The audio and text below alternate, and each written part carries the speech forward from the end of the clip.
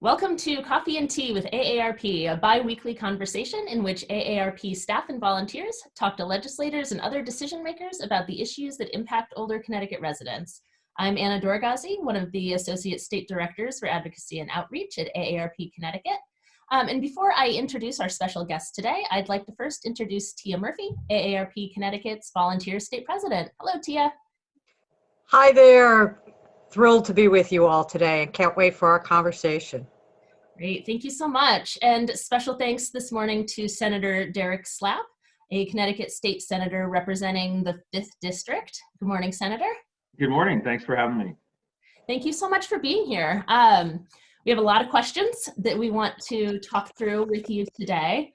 But first, do you want to just quickly introduce yourself, give us a little bit of background about who you are, what district you represent? Sure. So first and foremost, I have my coffee mug here from the AARP. So I'm ready to go, and I appreciate you all sending the mug. So thank you, and I have coffee in it. So it's a great way to start the morning. So yeah, I represent the 5th State Senate District, so about 100,000 constituents. It's comprised of all of West Hartford, most of Farmington, all of Burlington, and then a sliver, the western section of Bloomfield. And this is actually my first full term because I was elected in a special election in February 2019 when then State Senator Beth Bai, many of you know, left the state senate to join the Lamont administration. So I'm very excited to, get to work. The session's very different than normal. Obviously, we're essentially all virtual, and I guess we'll talk about that too, about how members of the public can really engage. We need to make sure that your members can engage, now, because there's so many important things that we're trying to do. So I live in West Hartford with my high school sweetheart, my wife Alex, and 3 kids, 2 girls in high school, one a junior, one a freshman. Or she corrects me and she says, it's first year, Dad, not freshman anymore. So that's an important distinction. And then Charlie, who's our 3rd grader. And so yeah, things are good, very challenging, and a lot of work to do to help Connecticut recover. So I'm excited for this conversation. Great. Now, one of the important roles that you play at the legislature is to co-chair the legislature's aging committee. I'm not sure that everybody who's going to be watching this understands exactly what the committees are, what they do, what in particular the aging committee takes a look at. Could you maybe talk us through a little bit the committee structure and why that aging committee is important? Sure. Yeah, there's a couple dozen committees, and generally the way that the committees are set up is there's a committee for every state agency to provide oversight, regulation, and cognizance over that agency. So you could look at perfect example is the Public Health Committee, right? It'll do that for Department of Public Health, et cetera, right? So aging's a little different. That, as we know, there has been an aging department, there has not been. There's been some changes and some combination of agencies when it comes to that. But I think the aging committee is really important because one, we have, in terms of just workforce, we have the 7th oldest workforce in the country. We have a lot of people who, and it's not just seniors, but people who are impacted by, age discrimination as one example, and I know we'll talk about that later on. So of course, there's a lot of people who are affected by aging issues. Even if you don't consider yourself older, you probably have a parent or a grandparent or somebody that you love that's impacted by these issues. So we work with the other committees, public health, human services, insurance, right? All the different committees to try to pass, meaningful legislation. And I came in, actually last year was really my first year on aging, as chairing aging. And then of course we pulled the plug because of the pandemic. So this is really the first full term on aging. I have a new co-chair, Representative Phipps, who's fantastic and has a lot of passion around these topics as well. So we're ready to go. So what do you think, Senator, are some of the issues that you're going to be dealing with in the 2021 session? Yeah, Tia, thank you for that, and that's a very important, obvious question. So, what are the big priorities? And I'll name three if that's works for you all that we're going to focus on.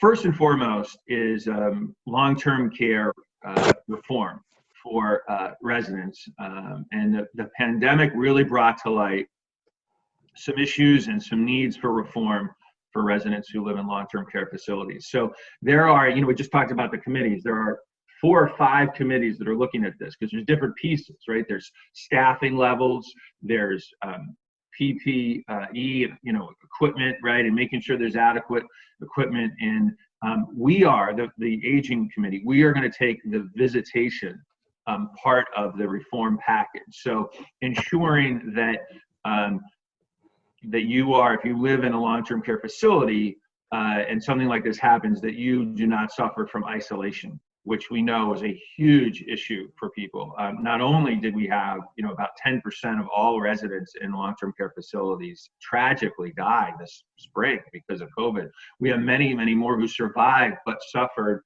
and are still suffering right now because of isolation. So we want to make sure, even if it's just, even if there's not a pandemic, but that residents have a right for consistent and meaningful connection, human connection with their loved ones. And that's a real issue. And that's something that really, I would say, our top priority at the Aging Committee.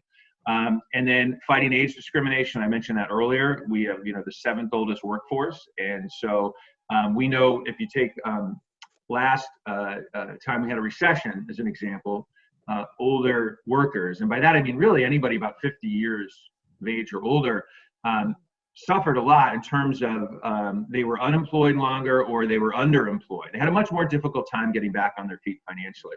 And we want to make sure that we mitigate that, this time. And so we can be a national leader in fighting age discrimination. We can get birth dates, graduation dates, attendance dates, things like that off of job applications. We want to make sure that older workers don't get vetted based on their age. So that's going to be a big priority. And then lastly, I would say, and this is a tough lift, this one I'm going to mention, and this is really reforming long-term care insurance, which we know folks who have long-term care have been just gouged by rate increase, year after year after year. We have some great expertise in this area on the Aging Committee, and my Republican colleagues bring a lot to the table on this. So I'm hoping that this is the year we're finally able to address that as well. Excellent. There are other things, of course, but I think those would probably be the big three. Yeah, and I'd love to ask a couple follow-up questions on a few of those issues. Sure. All of which are things that we at AARP Connecticut hear a lot about. Yeah. We get a lot of passionate phone calls from folks who have said, I did the right thing. I bought long-term care insurance, 30 years ago, and now that I'm entering a time in my life where I might actually need the benefit, I can't pay the premiums anymore. Right.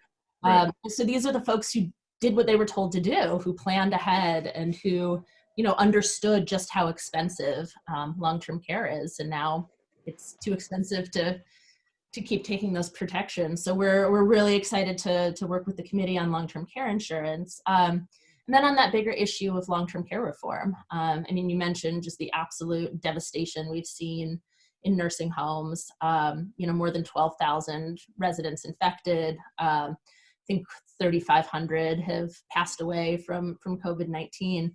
And one of the particular visitation issues, visitation has been, either completely banned or very restricted in nursing facilities since March of 2020.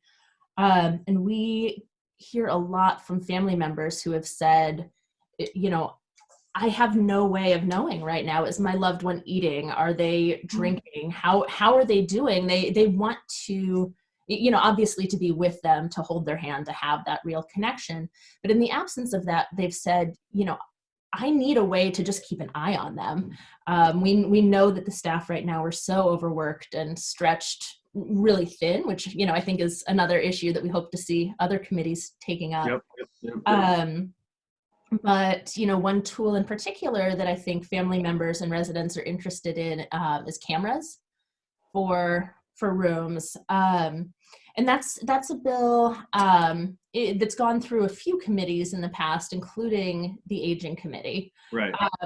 So is that part of the visitation package that we can expect to see this year, is allowing residents to have cameras in their rooms? Yes, we did pass that last year, as you know. It went to Human Services, and sometimes Human Services deals with nursing homes and long-term care facilities as well. We've had discussions with the leadership of the Human Services Committee and the Aging Committee. We're going to be taking the lead on a technology piece of it and the virtual visitation piece. So yeah, and I agree. I mean that there's many ways for people to be connected. We've all become experts at Zoom, and whatever platform it is, we need to ensure that residents have a right to, and not just that it's piecemeal. So some facilities would allow it, some don't, et cetera. But we need to ensure they have a right. We want to bake it into the long-term care resident Bill of Rights as well. So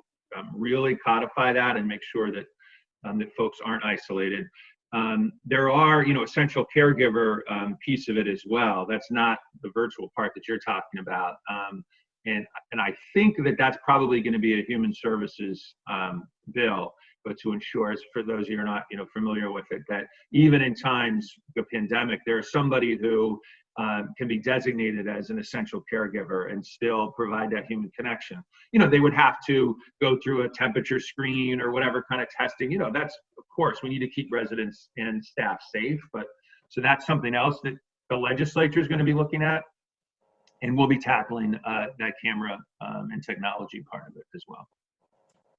Yeah, great. Thank you so much for taking up that issue. We know it means a lot to our members and to non-members who are in nursing homes or have loved ones. Yeah, absolutely. And Anna and Tia, I have, if you'll indulge me for a second, I have a letter from somebody. I'll just read part of it really quickly. Is anyone listening to the devastation that has and still continues in nursing homes? And it says, our mothers, fathers, grandparents, spouses, and children have been isolated, deprived socialization. They're frightened, they're alone. They've been living in fear for almost a year now. Residents and families have been robbed of their most vital needs, love and affection. It's just heartbreaking. And this person goes on to talk about their husband. And it says, on March 9th, 2020, my husband weighed 176 pounds. He was walking and talking. He now weighs 142 pounds, is a, quote, Hoyer left and barely talks. And it continues, and I've gotten many letters like this of people who, it's just really, right, it's just heartbreaking. So that's what we're trying to address. Yeah, and one of the things that AARP is hoping to do this legislative session as well is to address some of these immediate, just devastating issues that we're seeing in nursing facilities, but also talk about the future of long-term care. Right. You mentioned we're one of the older states in the country. We have a rapidly aging population, and there's so many great opportunities that come along with that. But we also need to make sure that we have, a caregiving infrastructure and a healthcare system and community services and supports in place 5, 10, 20 years from now that are going to really meet people's needs. So yeah, thank you for prioritizing that this session and walking us through that.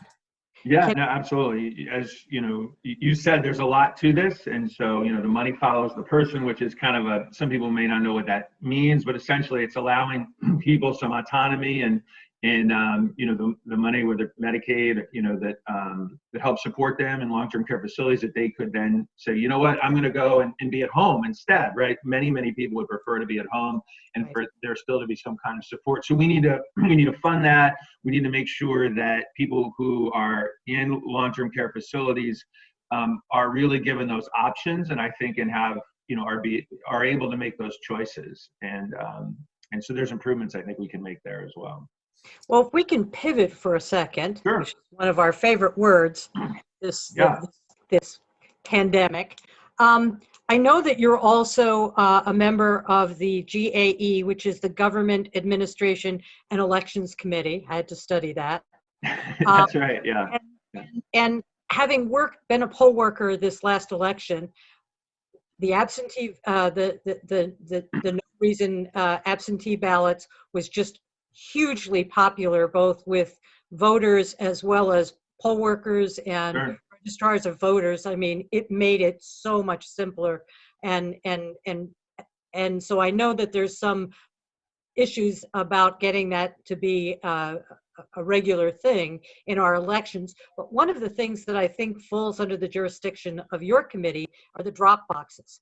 And I heard so much from everyone, including our first selectman who I spoke with. I live in Bethel, so Matt Knickerbocker. We talked a lot about that, about how people really liked the idea of that drop box. It had permanent surveillance on it. People could felt very, very confident in that. Yeah. Is that something that the committee is looking at, making a permanent aspect of our elections? Well, I think that'll be part of what we're looking at. Yeah, Tia. I mean, we are going to have a general election reform bill that will address some of what you're talking about. I mean, if we just kind of take a step back, the way that Connecticut votes is so antiquated. Yep. And it's really shameful. I mean, we are, and this should not be, but sadly it is in this state, which is inexplicable to me, a partisan issue. We're one of, I believe, only 8 states in the country that doesn't really have either mail voting or some form of early voting. And when we tried to pass a resolution to put this up for referendum so the people of Connecticut could decide if they wanted early voting, we could not get one Republican vote to support that.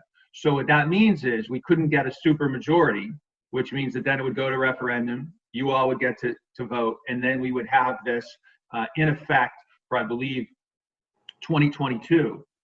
So instead, or actually it would have been, I think, even earlier, instead, we have to pass it this year by a simple majority again, right, in the next legislature, and then it'll go to referendum. So it cost the voters of Connecticut a few years because we could not get any bipartisan support for reforming our voting system. I agree. I mean, it is, the more people who vote, the better. And we need to make it safe, of course, and secure, absolutely. But this showed, right, this past election, that there's a lot, we could do a lot better job and people would be happier about it. Exactly what you're saying, Tia. Totally agree. Well, can I ask you one additional question? Yeah. AARP volunteers love to show up, right? We love our voice. We love to be advocates. We're active. We're passionate about our issues. And when the red comes into the LOB, it's a big deal, right? So how can volunteers show up to make sure that we are heard in this virtual legislation session? Yeah, so I would say first and foremost, Tia, is that you and your members, I would suggest, have high expectations for your state rep and for your state senator. In other words, expect that they should get back to you promptly, and they should answer your phone calls and answer your emails. And if there was ever a time to be responsive, it is now. People need help, and we have to ensure, I think this is what you're saying, Tia, that those red shirts are heard. And I get back to every single email personally, every phone call. I do it myself. If somebody, I put out my cell phone number. So I think that we should demand that of every legislator, and many do a good job. So that's really important. Our committee meetings, all of them are televised. They're on YouTube, so you can watch them. And in some ways, I think it's actually easier for folks to be engaged in the process, because anybody who knows they come down and they testify under normal circumstances, they basically have to take a day off of work. If they live, far away, right? It's a pain, right? You oftentimes have to wait hours for a chance to testify because they're the officials that go first, that kind of thing. And folks who live, this is what we were talking about earlier, live in long-term care facilities is one example, right? They're not able to get to the Capitol. They're not reimbursed. Medicaid doesn't pay for transport to testify at a bill. They do for a doctor's office visit, but not for a bill, right? Well, now with technology that we're going to guarantee that people have, right, they'll be able to do this. Zoom in and testify. So I think, there's that saying, never waste a crisis, and we can do better in terms of making government more accessible to everybody. And I think hopefully that's one of the legacies from this pandemic. Great, thank you for that. And I know we really count on our volunteers and our members to help represent AARP's position, which really are what we hear from members about being the important issues we should be working on. Which brings me back to one of the first issues that you touched on, which was the age discrimination piece. So I don't want to let you go before we touch base on age discrimination, which one of the things that I think is really, it's important legislation on the merits, but I think it's also a little bit special kind of in this political moment, because it's a very, very bipartisan piece of legislation. So, what should we expect to see from that age discrimination bill? What's kind of your over-under on this bill getting through the process and having, broad support this session? Yeah, well, and I want to thank AARP for their leadership and their partnership on this bill. I reached out to AARP right away when this bill was actually suggested, something similar to this from a constituent of mine. And first thing I did was pick up the phone and talk to AARP, and they checked around and they said, absolutely, not only do we need this, but hey, Connecticut, we can be a national leader when it comes to this. And so, specifically, I touched on this a little bit earlier, but it would get, prohibit employers from requiring anything really that would indicate the person's age on job applications. And so, as many folks know, a lot of job applications now are digital. So you have to fill in a certain field before you go on to the next one. So even leaving it blank is not an option. And many folks we know feel that they're being vetted, not giving the chance to get their foot in the door to go for that interview. And what we want to do is just give our older workers a fair shot. And so I approach, my colleagues on both sides of the aisle. I think that's good practice, and it's better when we can work together and find common ground.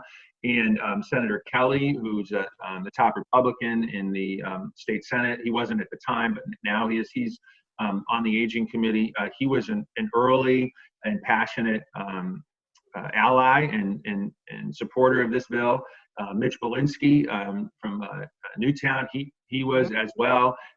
So, last year we had AARP, as I mentioned, strong supporter. We had the CBIA, the largest business lobby, not only supported it, but showed up at a news conference and spoke in favor of it. So, discrimination is bad business. It's bad for the economy. It's not right. It's not efficient, and it's not only fair, but it's just bad business practice.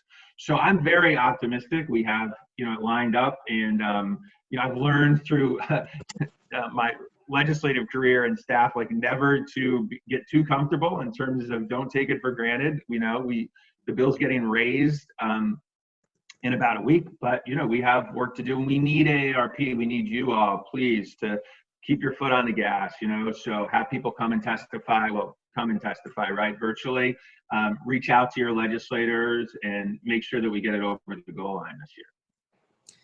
Wonderful. Thank you so much, for all of the ways that you advocate on behalf of older Connecticut residents, through your work on the Aging Committee and other positions you occupy within the legislature. We really appreciate it. And we also really appreciate you, pouring your coffee and joining us this morning for our very first episode of Coffee and Tea with AARP. Set the bar high for future guests. Oh, well, thank you. Very kind of you. Tita, nice to meet you. Thank you. Anna, thanks as always. Good to see you. And I appreciate your partnership and look forward to working together to help your members this legislative session. And thank you for all you do and all you're going to do. We really greatly appreciate it. Well, thank you.